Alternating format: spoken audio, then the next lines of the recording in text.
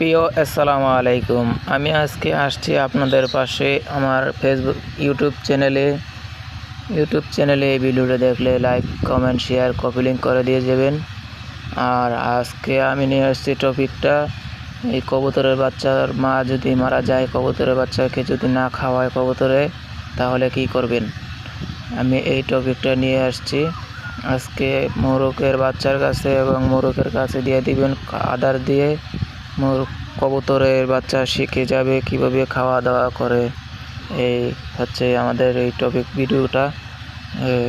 এই যে প্রিয় আসসালামু আলাইকুম রহমতুল্লাহি ওয়া বারাকাতুহু। আশা করছি আপনারা সবাই ভালো আছেন, সুস্থ আছেন। আমি আজকে নিয়ে আসছি এই মোরগের কবুতরের বাচ্চা নিজে নিজে না খেতে পারলে কি করবেন। এই কবুতরের বাচ্চা কিভাবে আদর করে শিখে যাবে, মোরগের বাচ্চার থেকে শিখে যাবে আর কি।